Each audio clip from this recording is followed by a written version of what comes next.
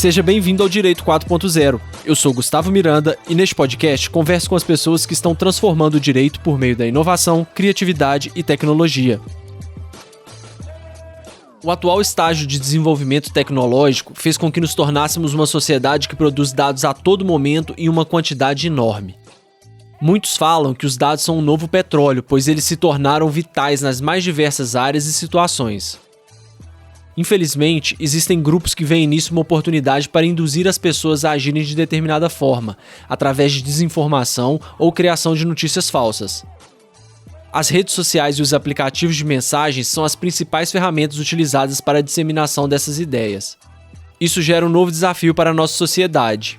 Como frear essas ações usando a tecnologia, sem ferir a liberdade de expressão e sem impedir a inovação?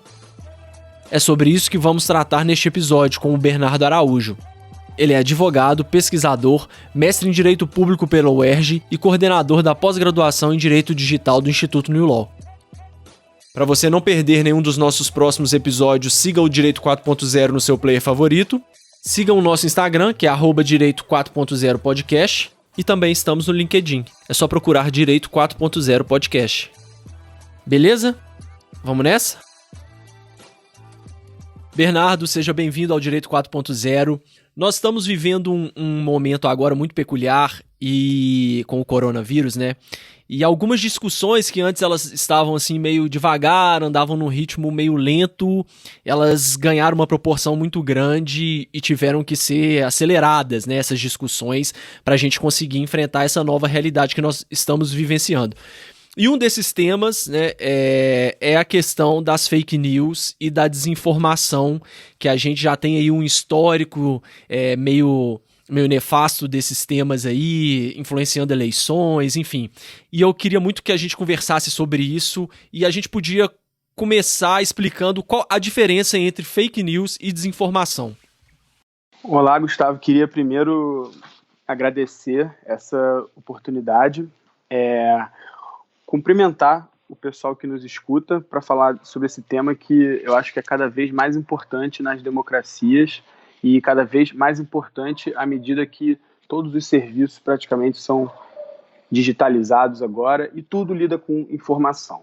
Então, a informação pode impactar em absolutamente todos os cenários e mercados. Então, nós já vemos fake news, por exemplo, que são capazes de derrubar o valor de uma empresa da noite para o dia, assim, digamos. Então, esse cenário da desinformação, ele é extremamente complexo, porque muitas pessoas costumam entender fake news e desinformação como a mesma coisa. Eu acho que é possível simplificar esse debate quando nós estamos falando de uma forma rápida, assim, digamos, noticiando fake news, por exemplo, mas do ponto de vista acadêmico, assim, teórico, eu acho que vale muito a pena a gente separar o que é fake news de desinformação, né? Os termos em inglês são muito legais, porque tem o disinformation e misinformation, com D e com M.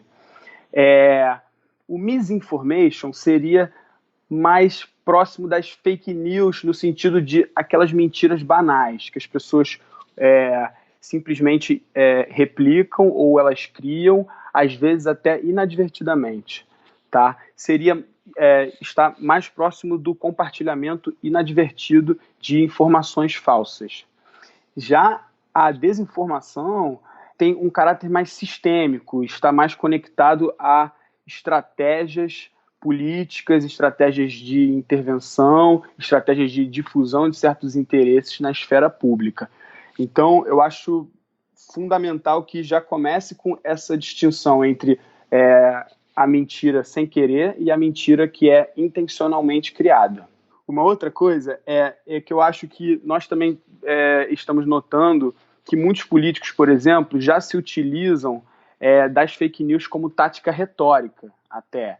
Então, eles são acusados de alguma coisa, por exemplo, e aí dizem, olha, isso aqui é uma fake news. Para quê? Para desviar o debate e tentar combater o jornalismo investigativo, por exemplo. Uma outra coisa que nós estamos notando que está crescendo muito é a questão dos deepfakes, né? Que são vídeos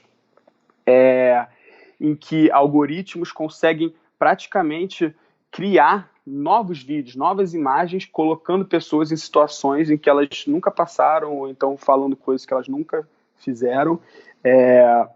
Isso é muito relevante, especialmente para as mulheres, porque tem estudos que indicam que quase 90% dos deepfakes envolvem mulheres em situação de pornografia.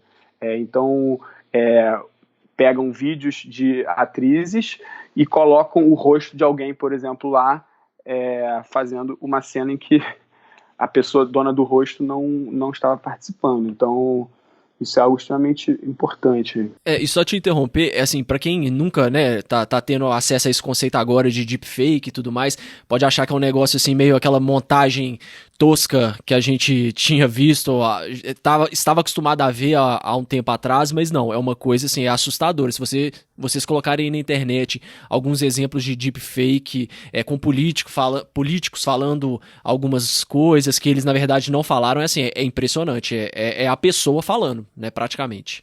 Eu diria que é impossível de você perceber no dia a dia.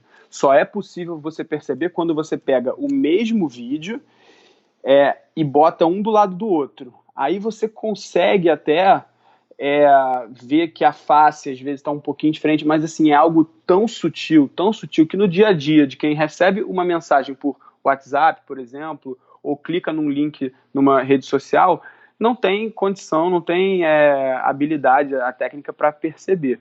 Então eu acho que os deepfakes vão minar cada vez mais essas discussões políticas.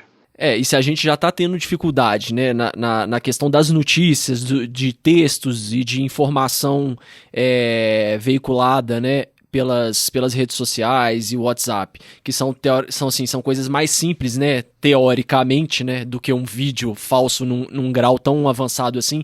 Se a gente já tem essa dificuldade com essas notícias de saber o que é verdade, o que não é, as pessoas acabam espalhando notícias falsas, às vezes, né, sem ter essa intenção, mas acabam veiculando essas coisas. Imagina quando uma coisa tipo deepfake tiver tão disseminado, né? Aí a gente volta um pouco pra gente não entrar tanto no deepfake agora e começar a falar um pouco mais do papel das redes sociais e desses aplicativos de mensagem nas fake news e desinformação. Como que tá a sua percepção hoje em relação a tudo isso, principalmente diante do coronavírus, que a gente, até quem sabe, até os profissionais, até os especialistas estão meio perdidos, porque cada hora aparece uma notícia, a coisa muda com uma velocidade tão rápida. Como que tá a sua percepção sobre esse nosso desafio hoje? Excelente pergunta, Gustavo. Muito obrigado.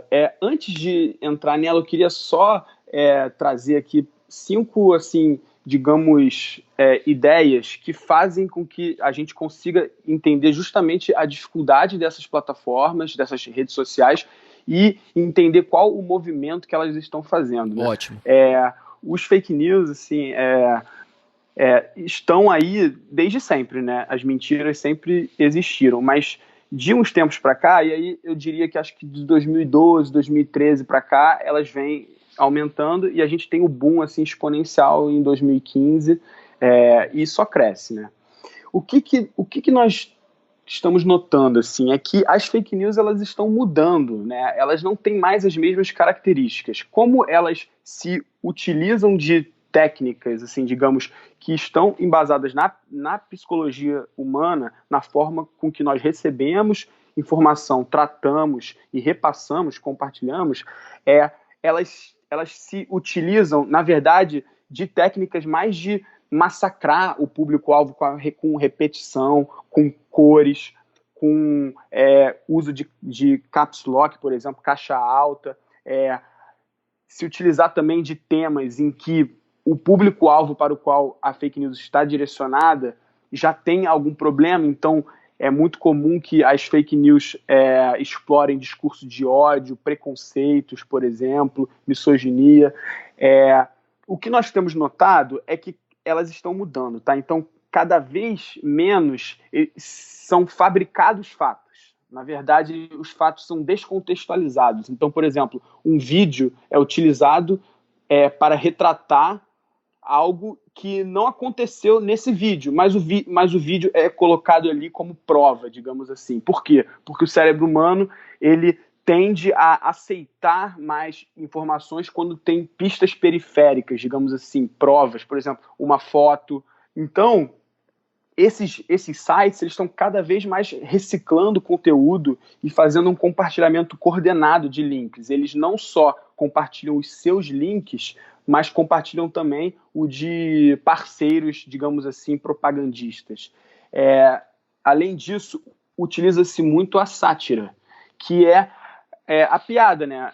A sátira é algo extremamente importante nas democracias, assim, digamos que os humoristas também têm uma voz pública, também formam opinião. A gente tem aí o Porta dos Fundos, por exemplo, e memes, textos e uso de plataformas alternativas. Por que é importante a gente colocar essas mudanças da fake news? Para a gente entender como é difícil das grandes plataformas, por exemplo, Facebook, Twitter, Instagram, LinkedIn até, como é difícil para elas entenderem o que é fake news. Porque quando eles entenderam um sistema, digamos assim, esse sistema já mudou.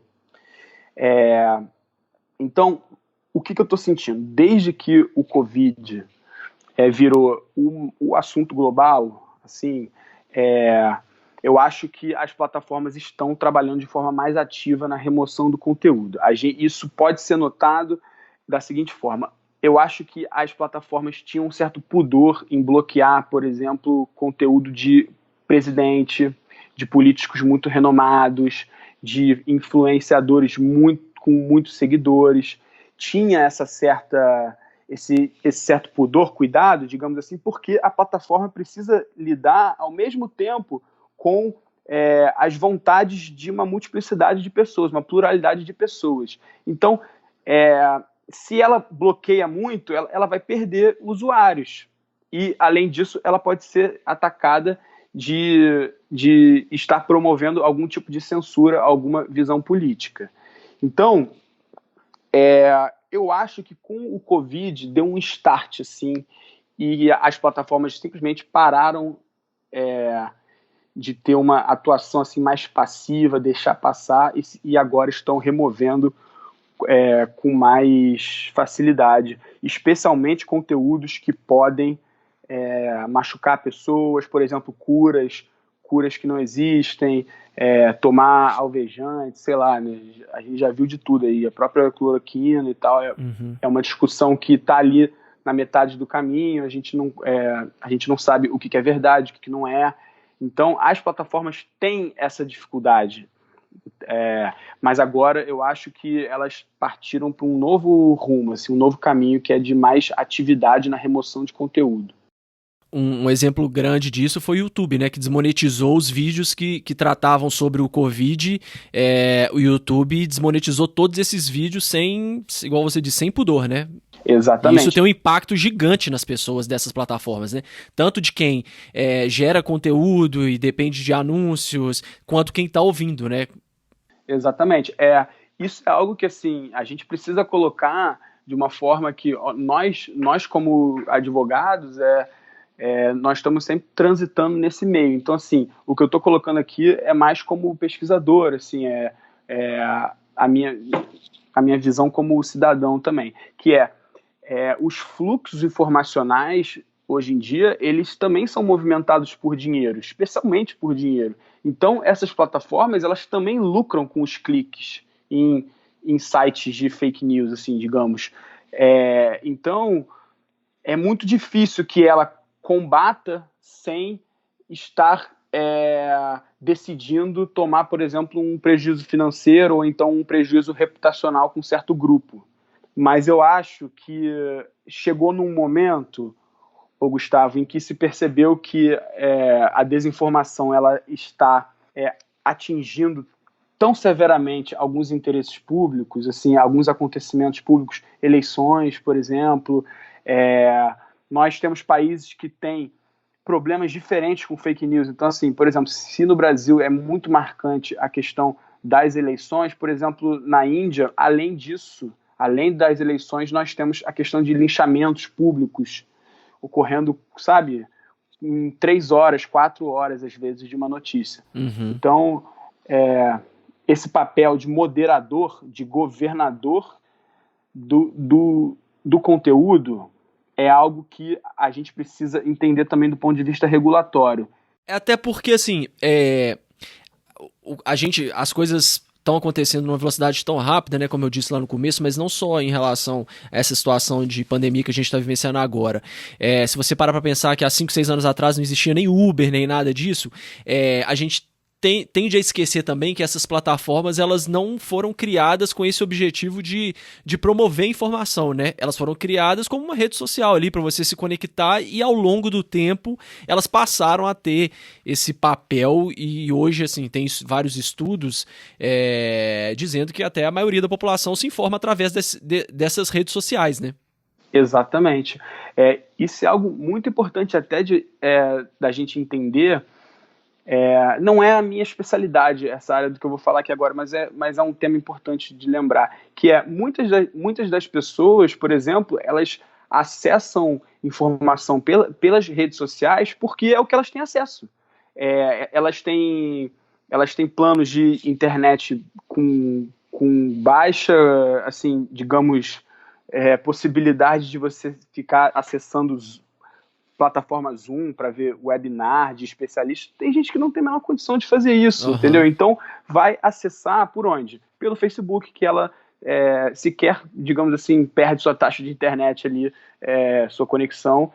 Então, essas plataformas, elas estão numa posição estranha, que elas não foram criadas para servir a valores públicos como, por exemplo, a mídia, mas elas acabaram angariando essas funções públicas. As plataformas, muito embora sejam empresas privadas, sejam locais privados em que a relação está estabelecida pelos termos de uso, tá? Em que você, ao clicar lá, você está assinando, você está contratando com essas plataformas, elas se veem numa posição em que elas precisam fazer valer os seus termos de uso, tá? Mas elas também precisam cumprir certos interesses públicos que não estavam tão claros no momento em que essas redes foram concebidas. Uhum. Então, por exemplo, o Instagram, lá no início, ele foi concebido como uma rede para compartilhamento de fotos. Hoje em dia, o Instagram tem uma função importantíssima na transmissão do conteúdo ao vivo, entendeu? Conteúdo político, às vezes, ao vivo, não é nem um pouco raro em que os políticos façam a transmissão, por exemplo, de palanque pelo Instagram e pelo YouTube. Então, isso mudou completamente a importância e a lógica da rede social, que precisa se readequar a novas funções. Legal. E daí eu acho que é interessante também a gente falar um pouco sobre a questão de como que essas informações dessas grandes plataformas chegam até os usuários, né? Porque se você, por exemplo, pesquisar alguma coisa aí no seu Facebook, no Google, e eu pesquisar exatamente a mesma coisa, os resultados não serão os mesmos, né? Ao longo do tempo, essas plataformas, elas vão coletando informações nossas e vão vão direcionando os resultados e as informações e os amigos que você vai ver mais postagens, esse tipo de coisa direcionada para o perfil de cada pessoa. E aí a gente tem vários aspectos para tratar nisso, aspectos positivos e negativos, né? Que antes não eram sequer pensados. Esse ponto que você colocou muito bem, eu acho que ele se resume a 3 temas, que é a gente falar do que é a personalização da rede, o que são os filtros bolhas, filter bubbles, e o que são as cascatas informacionais, cascatas cibernéticas, que algumas pessoas chamam também.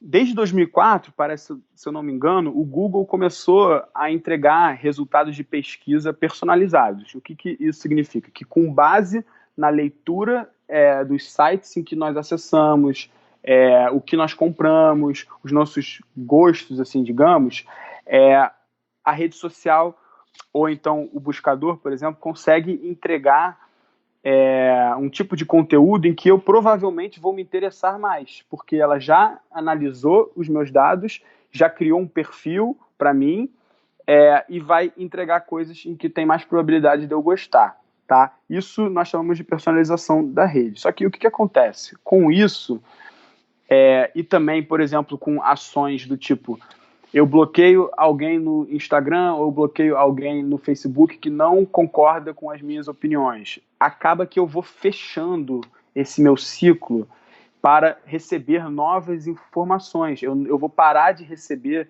informações das quais eu discordo. E aí as pessoas começam a viver, digamos assim, num mundo cor-de-rosa ou num mundo cor azul, vermelho, amarelo, entendeu? Cada um fica num mundo em que não recebemos informações sobre outros pontos de vista. Isso é o que nós chamamos de filtros bolha, isso é algo que já vem sendo pesquisado há algum tempo. A gente não tem 100% de certeza sobre como isso acontece, justamente porque essas redes sociais, essas plataformas são verdadeiras caixas pretas, né? O problema das black boxes aí. É algo que nós precisamos entender um pouco mais, Gustavo, para saber até mesmo se essa personalização da internet, se ela realmente afeta de verdade.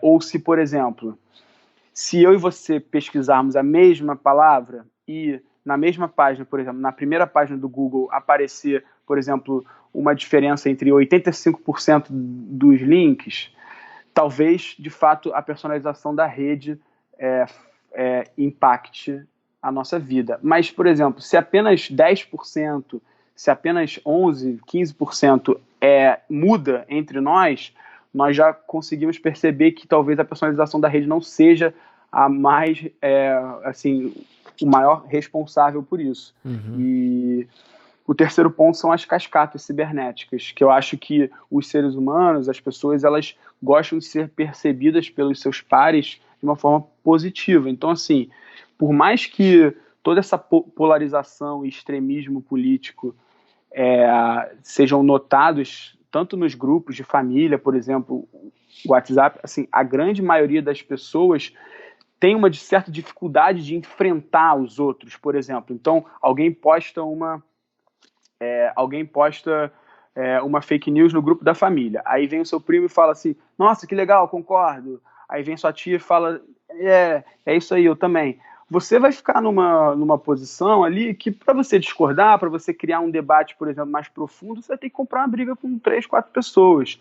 Então, acaba que nesse bolo aí sobressai as informações, as opiniões, em que, digamos assim, mais pessoas estão tentando ficar juntas numa mesma opinião, sabe? Estou aqui simplificando muito, mas nós não queremos criar conflitos, nós não queremos ser percebidos de uma forma negativa por nossos pares. Isso tem uma consequência de longo prazo, acho. Essa personalização aí da rede, a gente tem o caso clássico aí das eleições americanas, que ela é utilizada de várias formas para criar determinadas situações que às vezes nem são muito reais, mas para aquele grupo que aquela pessoa ali tá mirando, criar uma notícia falsa para atender um objetivo específico dele ali. Isso pode ser muito relevante, né, para aquela pessoa, às vezes, que tem um pensamento extremista, um pensamento preconceituoso, ela ganhar essa voz justamente nisso que você disse, né? Você não quer se sentir sozinho, você quer concordar. Então, se a partir do momento que você tem um pensamento e que esse pensamento é preconceituoso, por exemplo, e você vê que tem mais pessoas com esse mesmo pensamento, por mais que seja falso, né? Que seja uma coisa criada às vezes por robôs, não sei, essa pessoa se sente mais confortável a se expressar, né? E isso tem um dano imenso, né? Exatamente, assim, é aquela coisa, né? Internet, plataforma é uma ferramenta, é que nem um carro, né? Você pode pegar o carro e fazer coisas boas com ele, pegar um carro e ele pode virar quase uma arma, digamos assim. E a internet também é assim, ao mesmo tempo que ela permitiu toda essa personalização da rede, ela permite, por exemplo, que cientistas que estudam temas que, sei lá, tem 10 cientistas no mundo que estudam o mesmo tema, eles conseguem, através da internet, se encontrar, por exemplo, em nichos de especialidades. Da mesma forma, ocorrem para neonazistas, por exemplo, que também conseguem se encontrar e disseminar o tipo de conteúdo que lhes agrada. Esse caso Cambridge Analytica, ele tá, assim, as consequências dele estão ocorrendo até hoje. Recentemente, o Canadá, por exemplo, deu prosseguimento a uma ação também a nível de proteção do consumidor. Isso é algo que nós também vamos conversar, talvez daqui a pouco, os casos Facebook aqui, o TikTok, que agora também está sendo chamado aí. Esse caso, ele mostra como é possível dividir as pessoas justamente em grupos psicográficos, assim, né? Os Big Five. Acho que não dá para eu falar de todos aqui agora, mas é mais ou menos isso. Você consegue entender em qual grupo de pessoas o seu usuário, digamos assim, o seu público-alvo se encontra, e aí você consegue metrificar, você consegue milimetricamente escolher as palavras que para essa pessoa fazem sentido. Por exemplo, aquela palavra establishment, que ficou muito famosa em 2016, que o Trump ficava falando que a Hillary, por exemplo, era o establishment, era a velha política, digamos assim. Tudo isso daí estava baseado em pesquisas de marketing e de psicologia, digamos assim, que entenderam que utilizar palavras, utilizar referências à velha política ou à nova política, atingia as pessoas de uma forma muito persuasiva, digamos assim. Então, por exemplo, o Trump conseguiu mirar suas propagandas para públicos-alvo que estavam mais propensos. Tiveram alguns estados dos Estados Unidos que viraram, assim, digamos, viraram vermelho, né?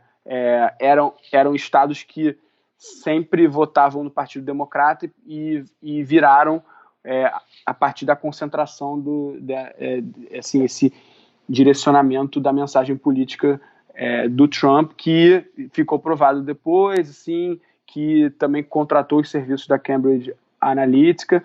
É muito importante, Gustavo, também colocar aqui assim, que nós, quando debatemos, a gente sempre usa os exemplos da extrema-direita, ou então da direita, mas as fake news, a desinformação, é praticada por todo mundo, assim, por vários grupos políticos. Ela pode ser patrocinada por empresas, pode ser patrocinada por governos, e aqui a minha intenção não é politizar o debate, dizer, olha, a extrema-direita faz fake news e a extrema-esquerda não. E só ilustrar, trazer os exemplos mais cotidianos, assim, que é o que nós estamos vendo aí dia a dia. Isso. E aí a gente precisa lidar com uma situação que chega, que é sopesar a liberdade de expressão com tudo isso que está acontecendo. Como que a gente dá conta desse desafio novo dessas plataformas, dessas redes sociais, sem ferir a liberdade de expressão, ou sei lá, essa liberdade de expressão ela tem que ser revista, o conceito, não na forma de se restringir, mas na forma com que ela deve ser aplicada para uma sociedade moderna, por exemplo. Como que é a sua visão sobre isso? Essa é a pergunta de 1 milhão, assim, Gustavo. Eu não tenho uma resposta para ela. Eu venho pesquisando já há pelo menos 3 anos esse tema da desinformação. Eu escrevi o meu mestrado sobre isso. E já naquela época eu já tinha indicado, já tinha opinado que eu acho que a gente devia regular as redes sociais, tanto é que o meu mestrado foi justamente esse o nome, Regulação das Redes Sociais, Considerações sobre Liberdade de Expressão em Sociedades Algorítmicas. E eu já opinava que a gente tinha que regular de alguma forma as redes sociais. O problema é que qualquer tipo de regulação que force as plataformas a retirar conteúdo do ar, ela é uma regulação que vai ter que lidar com essa questão da liberdade de expressão, com a facilidade que é esbarrar na censura, né?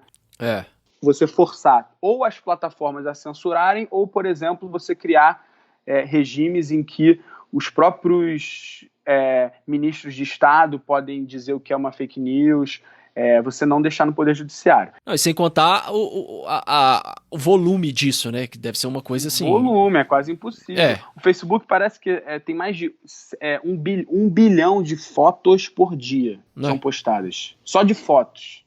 Imagina. Se eu não me engano. Imagina, é impossível.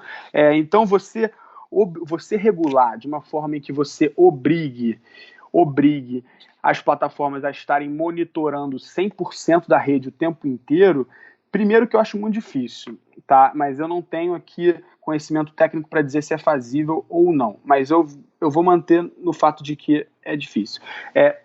Segunda coisa é que nós não queremos, porque nós não queremos que tenha uma vigilância o tempo inteiro sobre tudo que está todo mundo fazendo. Então, é uma regulação que ela precisa ser mais branda, ela precisa, na verdade, eu acho, volto a dizer, não tem uma resposta aqui, mas nós analisamos as posições já de outros países, outros órgãos regulatórios, outras entidades que estão tentando, assim, digamos, criar conceitos, criar pontos de acordo, pontos de tolerância pelo mundo, tá? Por quê? Porque essas regulações elas precisam ser nacionais, obviamente, mas elas têm que ter um efeito global, porque a informação é globalizada hoje em dia, né? Você posta algo no Facebook ou então no YouTube aqui no Brasil e qualquer um pode ver em qualquer lugar do mundo. Então, as plataformas precisam lidar com as suas regras de comunidade globalmente. Então, é muito complicado também que cada país fique criando um tipo de lei específica e vai ficar assim, uma confusão na hora da plataforma retirar conteúdo do ar com base em leis locais. É muito importante que a gente lembre que a maioria do conteúdo ele é retirado por conta dos termos de uso, assim, e não com base em leis locais. Nós temos o exemplo da lei alemã, a NetzDG, que está sendo aí muito comentada. No início ela foi muito criticada, mas agora os pesquisadores já estão entendendo a importância dela. Eu acho que os alemães acertaram mais do que erraram. Eu acho que a lei até tem alguns problemas. Eu acho que a lei cria um incentivo para bloquear demais. Mas eu acho que tem algumas coisas muito importantes da lei, que é, por exemplo, o regime de transparência.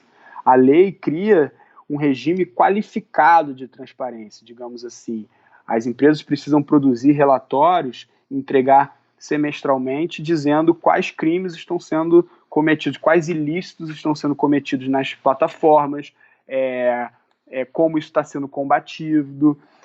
A lei também obriga, outra coisa muito importante que eu acho que o Brasil vai ter que importar de alguma forma, a lei tenta proceduralizar o direito dentro dessas plataformas. Ela tenta criar mecanismos, ela tenta criar ferramentas, por exemplo, de comunicação entre os usuários e a plataforma que sejam ágeis, em que tenha contraditório. Então, por exemplo, se alguém teve uma foto retirada do ar, por exemplo, eu tenho até um artigo sobre isso, mas se uma moça teve uma foto retirada de uma rede social, porque estava com o seu mamilo à mostra, por exemplo, e na verdade isso era uma foto artística, ou então uma foto de uma campanha contra câncer de mama, por exemplo, será que faria sentido retirar essa foto do ar? Como que esse usuário vai se comunicar com a plataforma? Quanto tempo isso vai demorar? Qual o nível de resposta que a plataforma precisa dar para esses usuários? Todas essas questões hoje em dia não estão resolvidas. As grandes plataformas até têm sistemas mais rápidos assim, de envio de resposta, mas isso precisa ficar estabelecido numa lei, de uma forma em que nós garantamos tanto para o usuário os seus direitos e não penalizemos a plataforma por coisas que ela simplesmente não conseguiria fazer. Ações que não são permitidas tanto pelo código, tanto pelos incentivos econômicos, digamos assim. Então, para resumir, Gustavo, eu sou da opinião de que nós precisamos fazer algumas intervenções no Marco Civil da Internet e na Lei Geral de Proteção de Dados, especialmente, e a gente precisa criar um regime de conformidade especial para as megaplataformas. A gente precisa pegar os serviços que são socio e economicamente mais significativos e a gente precisa obrigar que eles sejam mais transparentes e que eles tenham ferramentas e processos internos que respeitam os direitos humanos e que respeitam, digamos assim, também uma camada ainda mais abaixo na pirâmide, mais baixa na pirâmide, assim, digamos que, por exemplo, eles respeitem regras de contraditório, ampla defesa nesses processos assim de reclamação, por exemplo. Legal, porque não sei qual que é a sua percepção, mas pelo menos eu vejo esses termos de uso hoje meio que como uma caixa preta, porque ninguém sabe o motivo, é só assim, às vezes você teve um conteúdo removido, uma foto, um texto, alguma coisa, simplesmente porque não estava dentro da política dos termos de uso. Pronto, acabou. Não tem muito assim, tá, mas me Exatamente. explica por quê, né? Então, quando você lê esses termos de uso, na verdade isso é algo muito engraçado, né? Primeiro que ninguém lê os termos de uso. Se Aham. você saiu até recentemente naquela Visual Capitalist, que é uma revista aí que posta sobre vários temas cotidianos, assim, interessantíssimos, eles fizeram um levantamento de quanto tempo iria durar, quanto tempo demoraria para você ler todos os termos de uso. Parece que o do Spotify demoraria 18 horas, um negócio desse. 18 horas para ler um termo de uso, ninguém vai ler, assim, entendeu? Então, eu vou te falar isso aqui, porque não é mentira. Eu trabalho com privacidade e proteção de dados, com governança, e assim, raras são as vezes em que eu leio os termos de uso inteiro, porque eu já sei onde é que eu vou, entendeu? Para ver o que pega mais, né? Uhum. A captação de dados e a transferência de dados, por exemplo. Eu já vou direto lá e vejo rápido o que acontece, mas ninguém lê, Gustavo. Assim, é muito raro que você no dia a dia ali, seu chefe te pediu para baixar uma plataforma, por exemplo, para fazer uma videochamada, você vai ter que fazer isso em 5 minutos. É, Você não vai ler os termos de uso. E aí, o que acontece? Esses termos de uso também possuem um tipo de linguagem que é uma linguagem quase que é surreal. É informativa. surreal. Não é um contrato, ele é um contrato feito com uma linguagem quase que jornalística, digamos assim. Então, o próprio conteúdo ele é facilmente aplicável pela plataforma. Ela pode executar facilmente, porque os termos são muito amplos. Por exemplo, o seu conteúdo poderá ser removido do ar caso contenha discurso de ódio. O que é discurso de ódio? Existem pessoas aí que estão estudando discurso de ódio há gerações, entendeu? E a gente não tem uma definição clara. Então, esse ambiente, eu acho, Gustavo, fica muito complicado para o usuário, que não só não leu os termos, como ele não sabe o que ele pode, o que ele não pode fazer na plataforma, e quando ele faz algo que não poderia, ele simplesmente recebe um bloqueio, uma advertência e não recebe aquela parte, digamos assim, da educação. A plataforma também precisa fazer um papel de educar os seus usuários a usar melhor as redes sociais. A gente sabe que isso não vai funcionar para grandes redes, por exemplo, de fake news, grandes propagandistas que estão ali com a intenção de fazer isso, mas a gente sabe que boa parte do conteúdo ele é compartilhado inadvertidamente e às vezes lembrar o usuário do que ele pode, o que ele não pode fazer, o que é recomendável, acho que é uma boa forma de governar também essas plataformas. Agora, fazendo o papel aqui do advogado do diabo, como que fica a regulação, por exemplo, ao lado da inovação, né? A gente trata aqui muito de inovação no podcast também. Novas empresas, novas startups, novas ideias. Eu fico imaginando assim, como que seria, eu tenho uma ideia nova para uma rede social, só que aí agora a gente tem uma regulação que assim, será que ela, às vezes ela não poderia acabar inviabilizando novas ideias? Como que a gente consegue compatibilizar as duas Exatamente. coisas? Ótima pergunta, por essa eu não esperava e é maravilhosa. Eu acho justamente que é mais uma preocupação que essas regulações precisam ter, que a gente precisa lidar com alguns paradoxos regulatórios. Então, assim, por exemplo, se eu regulo e eu digo para uma plataforma que ela tem que criar uma inteligência artificial XYZ para regular, para moderar conteúdo, por exemplo, uma vez que essa plataforma consiga chegar nessa tecnologia, o que incentiva ela a continuar criando, a continuar desenvolvendo essa tecnologia? Se ela já é, por exemplo, a líder de mercado, tem ninguém próximo dela, e a gente sabe que hoje em dia essas grandes plataformas, de fato, elas operam em, às vezes, duopólios, monopólios. Como regular sem atrasar a inovação?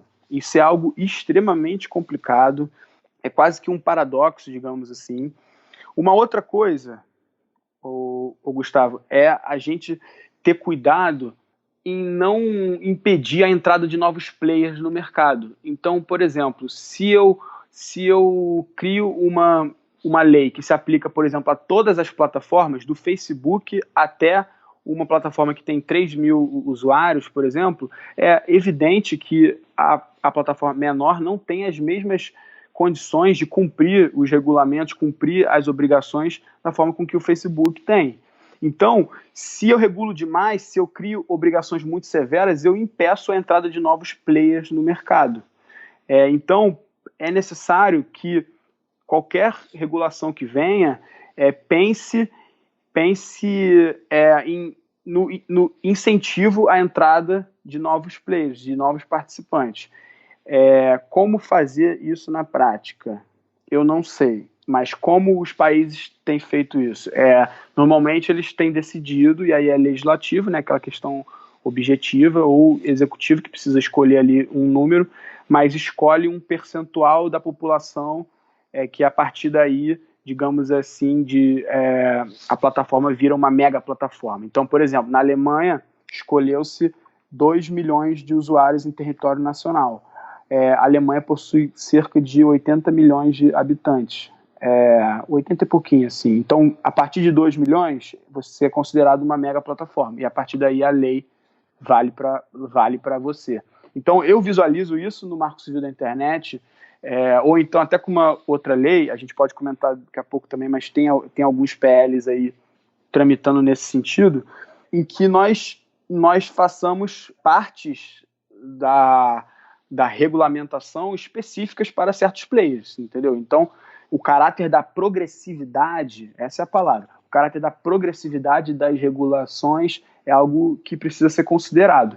Os princípios são os mesmos para todos os players, as regras são as mesmas para todos os players, mas, por exemplo, as sanções são aplicadas de forma diferente. Então, por exemplo, mesmo que o Twitter seja uma mega plataforma gigante, se você comparar o Twitter com o Facebook, chega a ser brincadeira, assim, de tamanho e de quantidade de dinheiro para investir em novas tecnologias e tal. Então, acho que é isso.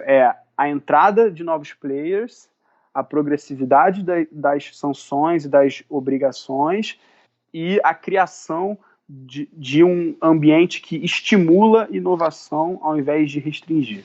Legal. E qual que é a sua visão? Eu não sei se aí tá linkado, você disse que queria mencionar os casos do Facebook e do TikTok aí, mas eu não sei se está relacionado à responsabilização da plataforma. Olha, eu prefiro até não comentar assim a questão especificamente. Porque nós temos 2 casos aí de órgãos do consumidor que estão tentando investigar, né, o que está acontecendo nessas plataformas. Acho que o Facebook tem a ver com o caso Cambridge Analytica e o caso do TikTok mais recente tem a ver mais com o uso de dados uso de dados de criança, mas eu acho, Gustavo, que o que está por trás disso, na verdade, é outro tema. É o fato de que hoje em dia nós não temos uma autoridade para, digamos, guiar e orientar os players no mercado. Hoje em dia, sem a Autoridade Nacional de Proteção de Dados, para quem está nos ouvindo aí, acredito que o pessoal saiba o que é, mas é uma autoridade criada pela Lei Geral de Proteção de Dados que vai justamente regular o setor. Sem essa autoridade, a gente fica meio perdido em saber quem pode aplicar as normas, quem pode, digamos, correr atrás dos direitos, e aí a gente vai ter que pensar também que tem os individuais e os coletivos. Então, você tem, por exemplo, o PROCON podendo abrir um inquérito, uma investigação, e nós temos o Ministério Público também podendo. E aí nós temos uma lei que não está em pleno vigor, mas que já produz efeitos, assim, digamos, sociais, né? Essa questão da Lei Geral de Proteção de Dados, acho que dá um filme, né, Gustavo? Dá um filme, porque É uma lei que... Dá um filme ruim, né? Dá um filme ruim. dá um filme de terror, eu acho. É complicado, porque a gente já sente que a sociedade já aceitou essa lei, assim. As pessoas já aceitaram essa lei, elas querem muito essa lei, mas as empresas não estão preparadas, digamos assim. Eu acho que o poder público também não está nem perto de preparado. E eu acho que, justamente, essa tentativa de supervisores indiretos, vamos chamar assim, de cumprir papéis, cumprir funções da Autoridade Nacional de Proteção de Dados, ela pode ser contraprodutiva, tá? Eu não estou aqui tentando defender essas empresas nem nada. Eu acho que os PROCONs, eles precisam fazer o trabalho deles e tal, mas hoje em dia a gente tem um cenário de insegurança jurídica muito grande, assim. E eu acho que, às vezes, umas decisões administrativas dessas, umas posições dessas, elas podem piorar a situação, ao invés de contribuir, entendeu? Então, por exemplo, você falar de Lei Geral de Proteção de Dados quando a lei não está em vigor ainda, eu acho muito complicado, entendeu? Eu acho que dava para trazer outras normas, dava para trazer o mesmo conteúdo utilizando outros ordenamentos, assim. Mas, enfim, acho que esse assunto é muito complicado. Num episódio que eu conversei com o Daniel Becker, a gente até falou, né, que o Brasil realmente não é para amadores, é um país muito estranho, que tem lei que não pega, né, a gente tem várias leis que não pegaram, sim, onde já se viu isso, e tem projeto de lei que já pegou, né, tem gente aplicando a lei, a LGPD, como se já tivesse em vigor, Ministério Público. Então, assim, realmente o Brasil é um país para rir e para chorar. Agora, voltando aí, então, nesses projetos de lei sobre a LGPD, desinformação, como que essa coisa toda se encaixa? Tá. Então, isso aí isso é algo que está muito recente, assim, bem desse ano, assim, ainda. Digamos que eu acho, tá, Gustavo, eu acho que a sociedade brasileira agora vai pegar uma reta, vai pegar uma ladeira, assim, digamos, para baixo, na questão da discussão dos dados e da desinformação. Quando eu digo para baixo, não é porque a gente está caindo, não, porque vai muito rápido mesmo. Nós temos dois projetos de lei, um deles até acho que o senador desistiu, no Senado é o 1358/2020, do senador Alessandro Vieira, e tem um PL na Câmara, 1429/2020, da Tabata Amaral e Felipe Rigoni. São PLs com o mesmo texto, tá? O da Câmara andou um pouquinho mais rápido e já está com consulta pública agora, e tem muita gente escrevendo lá. Hoje mesmo eu dei uma olhada, tem umas considerações muito interessantes. E são PLs que tentam justamente regular essa questão, por exemplo, do uso de robôs, regular a desinformação, as fake news e tal, mas eu acho que ainda é um projeto muito incipiente, ainda tem alguns problemas. Eu pretendo fazer algumas contribuições também, mas eu vejo alguns problemas claros de erro de estratégia.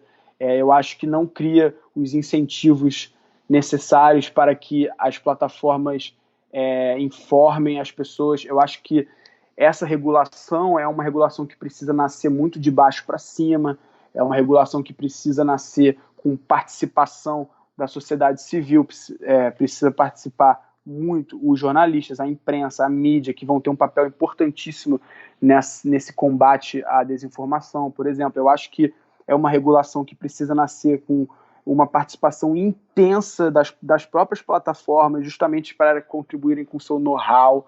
Elas que entendem o que está acontecendo lá, mas a gente também não pode ser ingênuo, entendeu? Então eu acho que saber lidar com todos esses interesses em jogo e pensar de uma forma prospectiva, porque ela também precisa ser uma regulação aberta de tal forma daqui a 2, 3 anos ela não virar uma regulação, digamos assim, ineficiente para um mundo que já se transformou tanto que essa lei já não funciona mais, entendeu? Então é uma balança de interesses, é uma balança de dificuldades e desafios regulatórios tão complicada que eu acho que nós precisamos de tempo, nós precisamos de debate para regular esse tema tão tão importante que toca na liberdade de expressão, toca na democracia.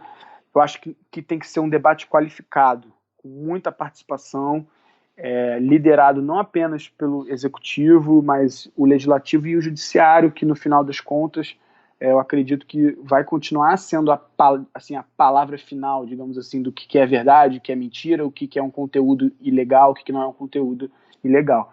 Eu creio que vai ser um laboratório das novas regulações. O Brasil vai se tornar um laboratório, porque aqui nós estamos dando uma importância muito grande para a questão da proteção de dados. A gente vê um mercado jurídico inteiro, assim, eu falo isso sem tirar nem pôr. O mercado jurídico inteiro hoje precisa olhar para a proteção de dados.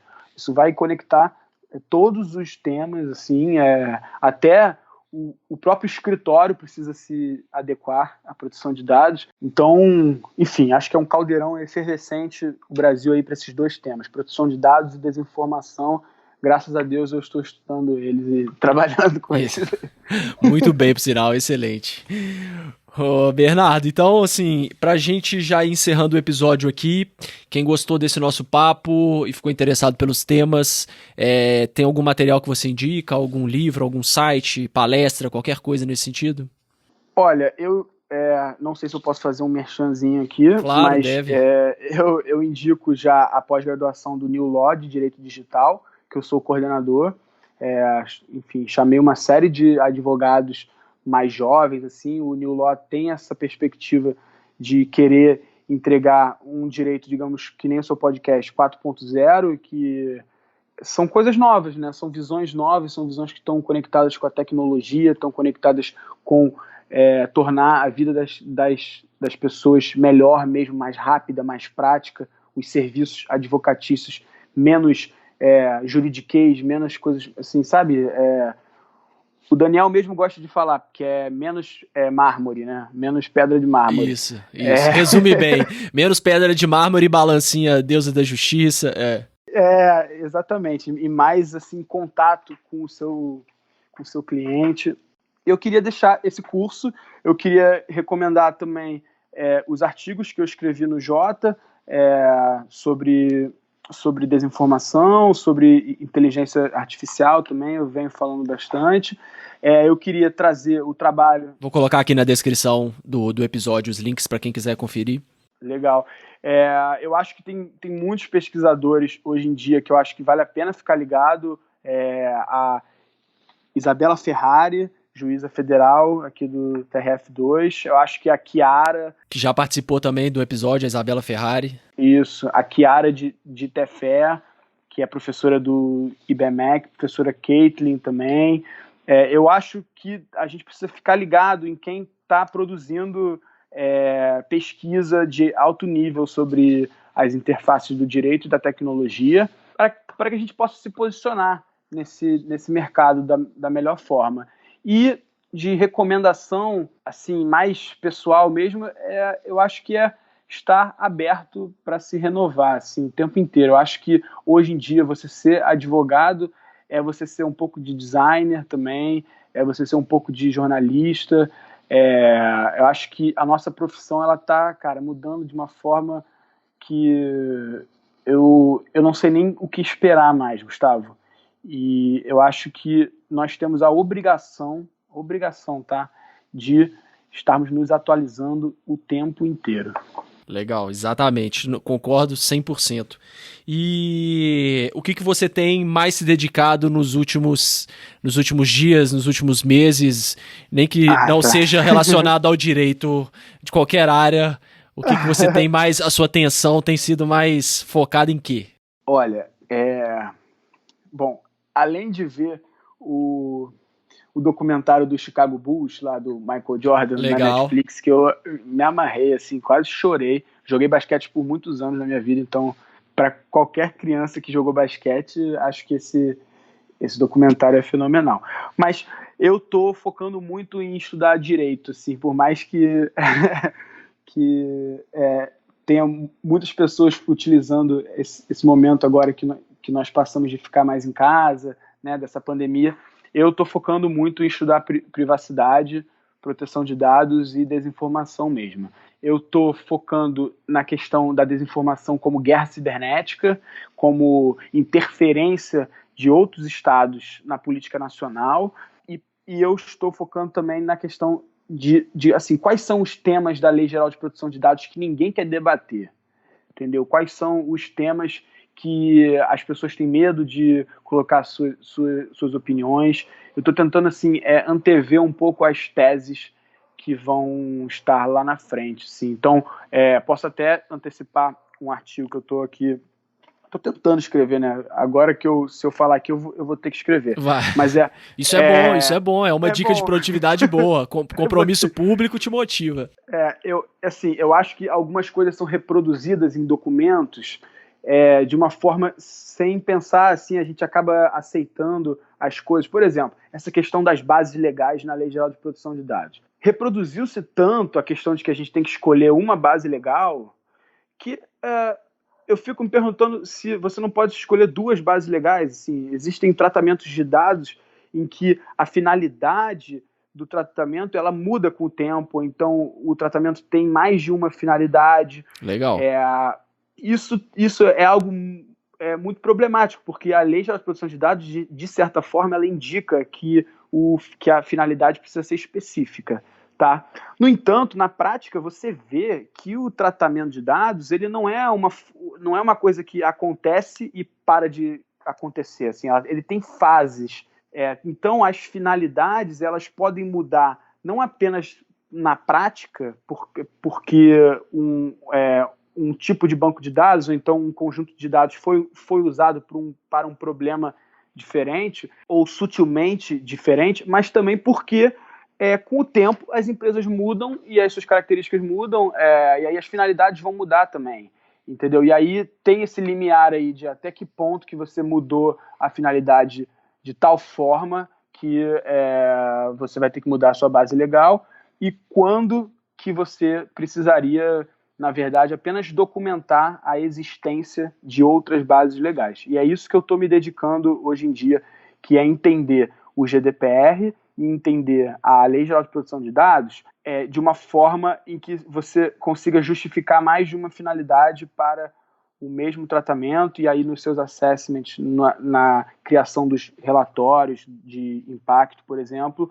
qual é a melhor estratégia de você escolher uma base legal, que é isso que eu defendo, tá? Escolhe uma base legal e depois você documenta a existência de outras interpretações, de outras possibilidades, coisas que poderiam acontecer na prática. Eu acho que isso vai ser entendido como uma boa prática, mas é muito difícil que seja feito no dia a dia, porque também não é inteligente que você fuja do que está todo mundo fazendo por aí, né? Então, é isso. Estou tentando criar um artigo, uma pesquisa nesse sentido. Vamos estudar as finalidades, as bases legais, entender como a LGPD está regulando o risco da melhor forma. Assim. Muito bom. É bem por aí, Gustavo. Muito legal. E para quem quiser te encontrar na internet, quais redes sociais que você é mais ativo? LinkedIn, acho que se colocar lá Bernardo Araújo, eu acho que me acha. E Instagram, vou até me abrir aqui, Gustavo, estou passando por um momento assim que eu tinha uma rede social mais pessoal, assim, né, mais para amigos e tal, e aí comecei a dar aula, comecei a soltar artigo, pesquisa, e aí aos poucos eu fui tornando esse meu Instagram um pouco mais profissional, assim, e hoje ele está ali na metade do caminho, tá? Porque eu decidi que uma rede social já é demais, já tira muito tempo de vida, e eu decidi que, na verdade, eu quero que as pessoas vejam quem eu sou mesmo, assim, entendeu? Se quiser me contratar como advogado, como palestrante, alguma coisa assim, vai ter que contratar um ser humano que existe de verdade, não apenas nas redes sociais. Então, eu posto muitas coisas de direito lá, mas eu posto música, eu posto textos, poesia, posto fotos de amigos também, momentos até de comida que eu faço aqui em casa. Então, assim, tem muito direito. Diria que 70% é direito, mas tem outras coisas. As pessoas podem me seguir se quiserem, estiverem interessadas também em música e poesia, essas coisas. É Bernardo Araújo _. Eu aceito todo mundo e sigo de volta. Sem pudores. Beleza. E isso é uma tendência mesmo. As pessoas, elas cansaram dessa coisa da coisa certinha, que você não tem aquela barreira ali entre o profissional e o pessoal. É isso mesmo, essa espontaneidade é muito legal. Eu acho que o efeito é o inverso, acaba motivando, cativando as pessoas. Porque você vê um ser humano ali complexo, né? Tem que ter, assim, alguma barreira, entendeu? Eu não vou ficar postando coisas, por exemplo, muito... que não dizem, assim, que são muito pessoais, por exemplo, mas aí eu acho que isso está atrelado mais a um cuidado com as redes é mais sociais. intimidade, né? Exatamente, todos nós precisamos ter, mas eu acho que aos poucos eu espero que a gente desmistifique essa questão de que tem que ter uma rede social de trabalho, tem que ter uma rede social para você viver. Eu acho que cada vez mais o trabalho vai estar conectado com a nossa vida, essa pandemia acho que deixou isso claro, a gente vai trabalhar cada vez mais de casa.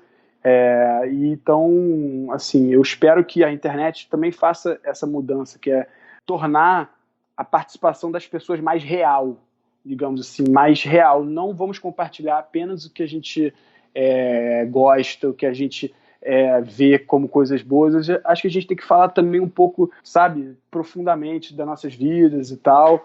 Claro que com a intimidade e privacidade, né? Mas, enfim, queria deixar esse recado aí no final, Gustavo. Peço até desculpa se me alonguei demais nesse assunto, mas tenho pensado muito sobre ele durante a pandemia. Não, de forma alguma. Excelente, essa reflexão é uma reflexão muito boa mesmo. Foi ótimo, para encerrar em grande estilo. Então eu queria te agradecer, Bernardo, mais uma vez por ter participado do Direito 4.0. Eu que agradeço, tá? Fique bem, Gustavo. Até o próximo episódio, pessoal.